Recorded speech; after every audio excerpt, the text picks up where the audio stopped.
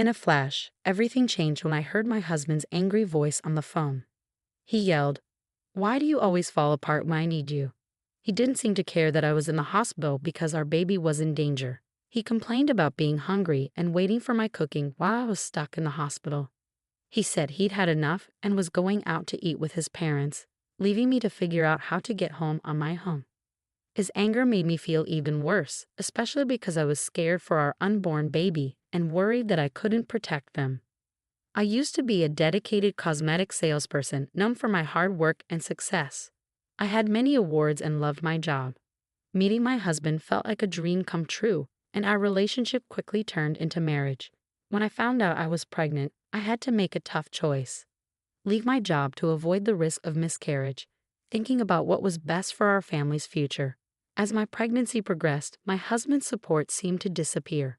What used to be excitement turned into frustration. Simple tasks became overwhelming for me, and I struggled to meet his expectations. He would ask, "Where's my lunch?" and then criticize the simple sandwiches I made, saying I couldn't handle smells. He dismissed my difficulties with, "Pregnancy is not an illness," making me feel alone in my struggles. This was so different from the man I had fallen in love with. He stopped coming to doctor's visits and showed less concern for the household chores that were becoming too much for me. Our home, once filled with love and respect, felt like a constant battle as I tried to protect both myself and our baby. I hoped that we'd eventually find our way back to understanding each other. Maybe he's just tired and stressed from mentoring a new person at work. I kept telling myself that once the baby is here, his busy schedule will ease up and we'll settle into a good routine as a family. I reassured myself, whispering "okay," while gently touching my growing belly, trying to stay positive despite the challenges with my changing body and our strained relationship. Things between my husband and me haven't improved. On top of that, my in-laws have started showing up unannounced, which has added to my stress. They criticize the cleanliness of our home and worry about how we'll manage with the baby, but they still expect me to serve them food right away. I feel overwhelmed and unprepared, and their visits always end with disappointment. My husband never stands up for me and seems to agree with their criticisms, making me feel like I'm not good enough.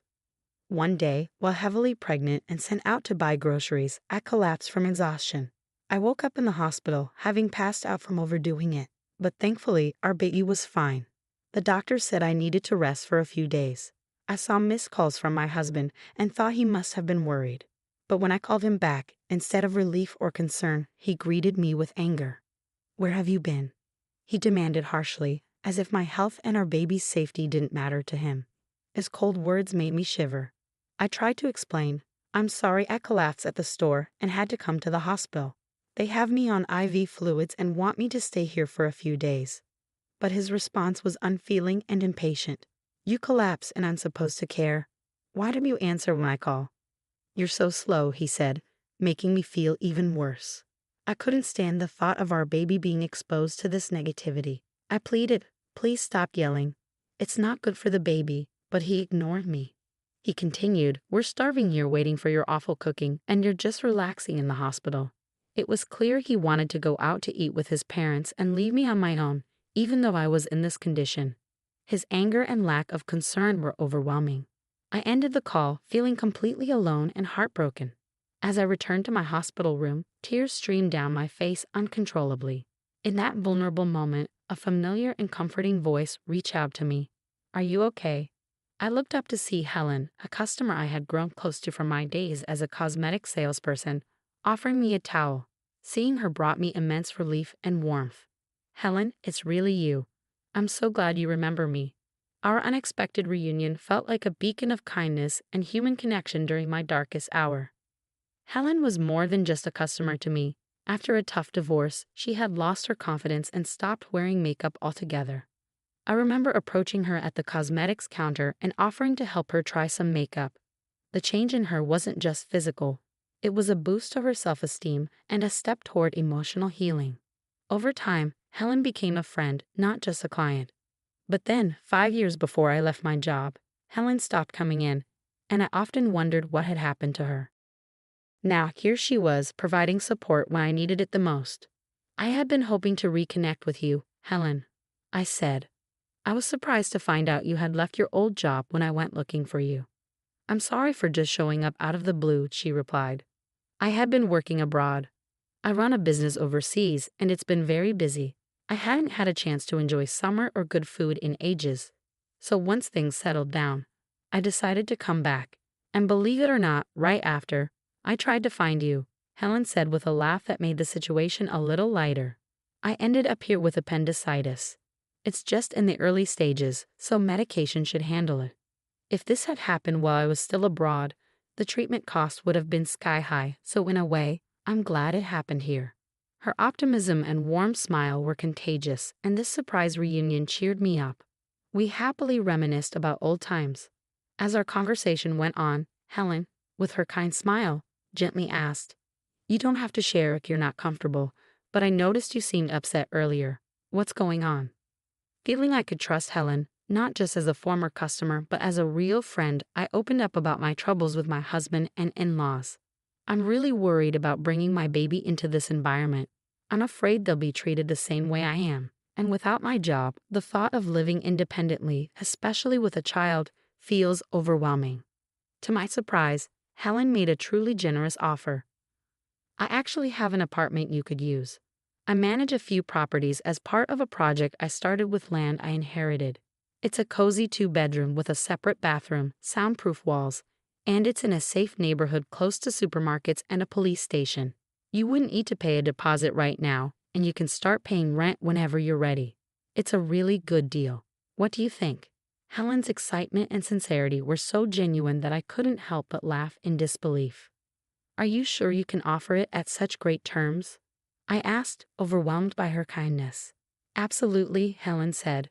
"I trust you'll take good care of the place, and I think it's important to support each other in tough times. You're more than welcome to stay there," she assured me with a warm smile. Helen's unexpected kindness felt like a ray of hope. It wasn't just an offer of a place to stay, but a chance for a fresh start. Her generous gesture was something I couldn't refuse, so with heartfelt gratitude, I accepted. Days later, once the doctors gave me the all clear, I left the hospital and moved straight into the apartment Helen had set up for me. She had arranged everything effortlessly over the phone, showing incredible generosity. I didn't go back to the home I shared with my husband. Instead, I embraced this fresh start in Helen's cozy and welcoming apartment. Although I felt a bit guilty about not paying rent right away, Helen just laughed it off, telling me not to worry. While my husband was at work, I went back to our old home to pick up my things. It felt strange and empty, much like how I felt inside. Helen's support went beyond just offering the apartment. She connected me with a lawyer who had helped her before, and this solidified my decision to pursue a divorce. The lawyer's encouragement gave me hope, and with each hospital visit confirming the health of my baby, my resolve grew stronger.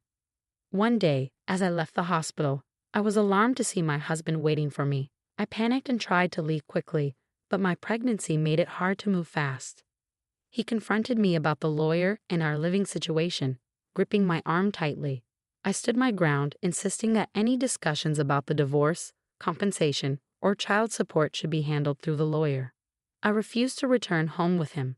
As he tried to force me to go back, a young woman stepped in to help. Rebecca, as she introduced herself, immediately stood in front of me, showing clear protection. Her familiar interaction with my husband George revealed the underlying tension. Rebecca firmly told George he couldn't take me against my will, and even threatened to call the police. Her determination and the mention of the police were enough to shift the situation, giving me a glimmer of hope and the strength to assert myself. Seeing Rebecca's seriousness, George looked frightened and quickly left. I felt a wave of relief that nearly made my legs buckle. Rebecca immediately came to my side to support me. "Are you okay?" she asked, and I apologized, feeling overwhelmed by relief. Rebecca quickly called a taxi for me, insisting on making sure I got home safely. Despite feeling bad for causing her trouble, she reassured me it was no problem. When I told her my address, she was surprised to learn that I lived just below her. It was a happy coincidence that we were neighbors. Rebecca, cheerful and kind, turned out to be a new employee at George's workplace. She had reported his inappropriate behavior, which led to him being removed as her mentor. George was known for his lack of empathy toward female employees, often making insensitive comments about personal issues like menstruation and marriage. Rebecca shared that George's behavior wasn't just a problem at work. I had experienced it firsthand during my pregnancy. 3 weeks after meeting Rebecca, we had become good friends, enjoying dinners together. She shared that George had been moved to a subsidiary company after multiple complaints and problems at work. Interestingly, Rebecca was Helen's daughter, the same Helen who owned the apartment I was staying in. George had previously bragged about handling Helen's account, but his poor behavior led to his demotion. Helen had pushed for George's transfer after learning about his actions both at work and toward me. Rebecca, determined to address workplace issues on her own merit, had only acted after realizing my connection to her mother. Helen had encouraged Rebecca to gather and present evidence against George, which led to his transfer. With George's reduced income and increased workload, his position had changed significantly. Helen, drawing on her experience, advised me to stay firm and not be swayed by George's attempts to gain sympathy, which was incredibly reassuring. After I decided to divorce George, he tried to contact me through the lawyer, expressing how tough work was and how much he missed me. He even apologized and asked me to come back, but I remained resolute in my decision to divorce, supported by Helen. George had no choice but to accept the divorce and agree to the terms for child support and damages. As time went on, I faced a new challenge with my in-laws, especially my father-in-law, who was overly excited about the baby being a boy. I sensed trouble brewing, and it wasn't long before my in-laws made their move. One day, while I was heading out, my father-in-law grabbed my arm. He had followed Rebecca, thinking he would confront her, but then saw me and demanded that I give up my baby once born, claiming the baby was the family's heir. Despite my efforts to free myself, his grip was too strong. Just then, Rebecca's firm voice demanded he let me go. In a swift motion, she used a judo technique to throw him. Rebecca, a top-ranked judoka with national titles, had mastered judo to protect herself and her mother during difficult times. She confronted my father-in-law, criticizing him for ignoring George's actions and trying to interfere in my life. She defended my right to start over and made it clear that their meddling was unacceptable. The sound of approaching sirens revealed that Rebecca had called for help before coming to my rescue. My mother-in-law, who had been waiting in a nearby car, watched quietly as the police arrived and took both her and my father-in-law away.